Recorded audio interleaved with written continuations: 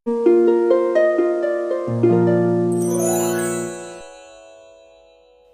Vanessa, my love.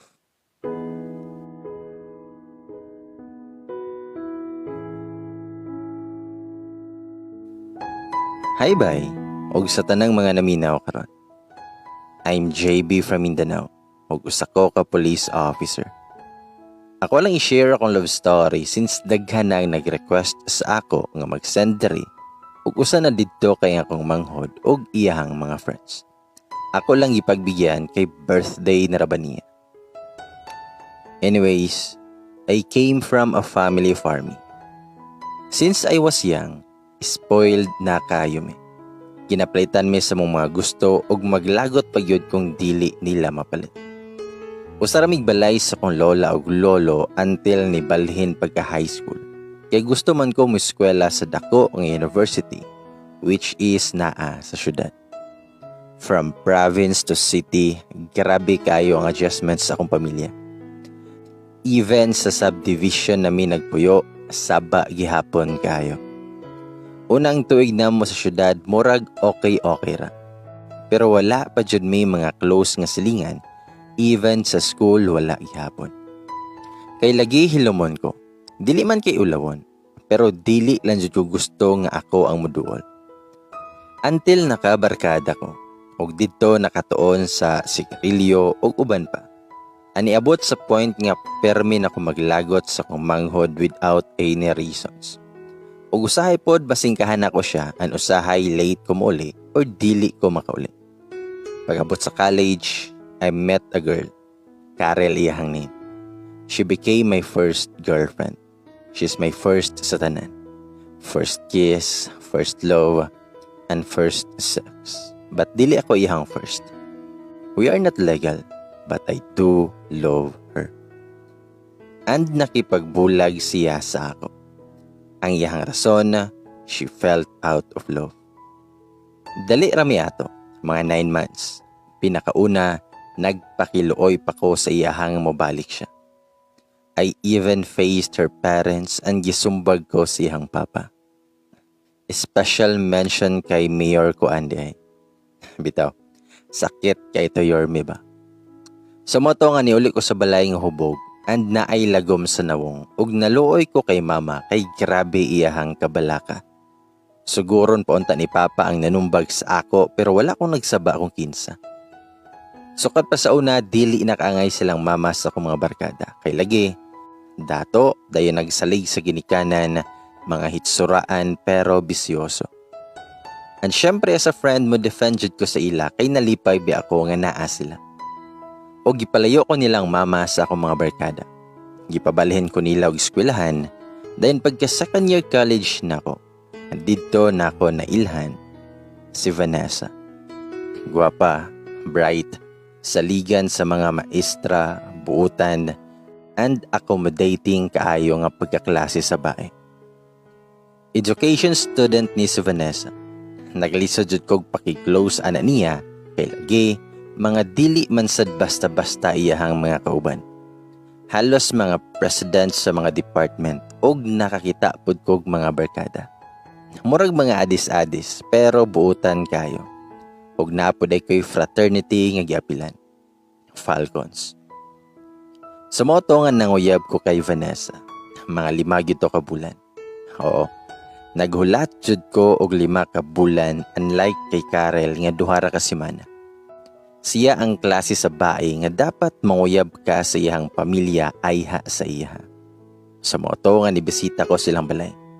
Lisod kayo kasi tinuod lang kay princess of the family kayo ang tirada. Only daughter ug naay 2 ka kuya. Usa ka abogado ug usa ka engineer. Dili jud ka magbinuang silang pamilya kay na hambot na lang jud. Ihang mama day ani kay namatay sa breast cancer ug ihang papa ra nagpadako sa ilaha sukad elementary siya. Dayon wala ra na sayang ang ako ang pagpanguyab kay gisugot nako ni Vanessa. Dako jud ako ang pasalamat siya ha kay sa tanang nanguyab ako iyahang gisugot. Hangtod sa nakagraduate ko sa college o graduating pud siya. Almost 4 months kong nag-training pagka-police and siya kay practice teaching na. I was about to make her happy pero timing jud kaayo nga nadisgrasya siya.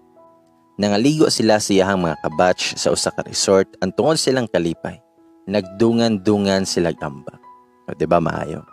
O kay siya man ay katulungan ni ambak, siya pod ang third to the last nga naluwas. Fighter kaayo si Vanessa. Bisan nag 50-50 na ang iyahang kinabuhi ato. Og nagpasalamat mi sa Ginoo kay nakamatara siya after 12 hours nga pag-monitor sa iya. Og ang iyahang gireklamuhan kay ang iyahang kumagpo. Dayon pag-x-ray sa iya, bali di ay mo nang gisiminto. Then miingon siya sa kuha nga upaw while gabahak-hak sa katawa. Manang para maghiloma, haluka na lang. May gani wala nasapna ni Papa. Ling, pagkaon sag prutas. Ana iyahang Papa og gipanitan ng orange pero iyahang gipatiwas sa kuha pagpanit kay magbayad sa daw siya sa bill para ma-discharge na si Vanessa. Dimian na si Vanessa nga, paniti na daw og tiwas na si Papa. Buing, magtanga man noon. Dan mitubag ko, nga dili nakakinahanglan og orange, kay mas sweet pa ko ani. Then mitubag siya nga, ay, sweet? Hilom oy, may pag moingon kag aslom og parehas mo nga lingin. Motoo pa ko. Perte niyang katawa. Maunang mukis juta boys pag happy ang mga girls para ang ilang happiness mobalhin sa tuwa. Og another dinalian rasad nga kiss kay syempre basin masakpan lagi mi ni Papa. Nag 5 years na lang mi ni Vanessa nga kutob ra jud sa kiss og hug. Never been touched. Pero usahay mag-atik-atik siya na siya og gakos-gakos, halok-halok sa aping, and paak-paak sa liog. Manghanggat siya na siya nga magkuan ko numi. Napa joy, please love. Pero dili dyan ako siya tugutan oy nga makuha akong pagkalalaki. Kaya syempre, wedding first biya tang mga boys, diba? Bitaw. Ug ang among awayan ra jud perme kay selos. Grabe kay siya kasiloso guys. Bisan katrabaho nako silosan. Ambot aning bayhan oy. Di man confident siya ang kagwapa. Pero ganahan ra pod ko kay pasabot ana gugmaan siya nako. Maglagot jud siya nga magsigrilyo ko, sunod ang head ko nga mag-vape na lang ug kaloy sa Ginoo ni sugot ra pod biya. Wala pod siya naglagot aning pag-apil-apil nako aning frat. Kay kasabot daw siya og bisan iyang mga kuya na ay mga frat. Og didto nako nahibaw-an nga senior din ako yang Papa sa frat. Small world daddy. Dayon natoy one time nga mingon siya nga, kinsa si Carla? Nag-chat na pod nimo? Lagot na kay siya og ako, gigakos lang nako siya og ako siyang giingnan nga wala kauban na nako sa work pero dili mi same nga station. Nag-contact lang siya nako tungod sa operation. Tubag siya, mao ba JB? Inana gina siya pag mutukar ganina iyang sapot. Bakhag ray katapat ana. Ako siyang giingnan, si JB. Tubag siya, nga lisod sad og tiborsyo akong ingalan nimo, nga JB man imo ang ngalan. Ug ako siyang giingnan, ug ako siyang gitubag nga endearment ako ang kinahanglan love. Ug ako siyang gikiss mintras wala iyahang Papa. Then fast forward, tito, pakaslan ako si Vanessa if okay ra si Moha. Mao na ako ang giingon pag atubang nako si iyahang Papa. Pero naa silang mama uban ato. Wala jud ko na ulaw ato kay tagaan man pud ko sa akong manghod og confidence. Pinakauna ato wa katingog iyang Papa, murag kahikbion. Dan mingon niyang Papa, mao namang kahana inyohang desisyon. Okay ra pud sa ako kay tiguwang naman pud ko og stable na pud mong duha. Stable jud nga wa man ko'y hatag-hatag silang mama maglima na kabuwan kay gipatukod sa balay namo ni Vanessa. Bitaw binuang ra. Nagpasalamat jud ko siyang Papa kay kung wala siya, walay Vanessa. Basin na ara sa CR si Vanessa, nausik. Joke ra bitaw. Pagka May 1, 2019, nag-propose ko siya og ni oo siya sa walay pagduduha. Wala may work ana nga time mo nang nag-propose ko. Ug pagka June 15, 2019 na gikasal mi. Simple ra kayo pero church wedding kay matod pa niya. I will make my promise in church, in front of the altar, and God is the witness. Din pagkagabi tulog. Basic. Bitaw. Siyempre, what's the style oy? Excited kay siya sa mong honeymoon mo nang nag-leave siya og usa ka semana. Ug ako, masunurin bi ako, so nag-leave na lang pud ko. Kapoy jud ning good husband ta ba? Mao to nga kiss ra and amen. Dayon pagka November ato, natingala man ko kay wala na may palit-palit sa napkin. So ako jud mismo ang nipalit sa PT nga naka-uniform. Duda na ako kay boros jud siya, kay bulaos kayo sa hapon. Sa mutuo mog sa dili, first time pa nako naka-encounter nga duduan ng apple sa asin og toyo og suka pa jud. Tas grabe kay kasaputon. As ina, kalit lang nga mamaak or manumbag, pagtuon nako nag-crave siya sa ako. Kay lami pud bi ako. Bitaw. 5 naman day siya ka bulan nga buntis. Hadlo kay to kaysa wala pa mi kahibaw nga buntis siya. Sige lang may ambak sa mga falls kay enjoy lagi. March 12, 2020, nanganak siya sa usa ka healthy, gwapo, ug maldito nga bata nga akong nailhan. Ihangalan kay JV. And now, he's a 1-year-old healthy boy. Naiskim uli sa balay nga naay mo tagbo sa imuha nga mga pangit. Anbisa na mi anak, napagyapon may me time sa mong kaugalingon. Like every gabi. Pinuang rabitaw.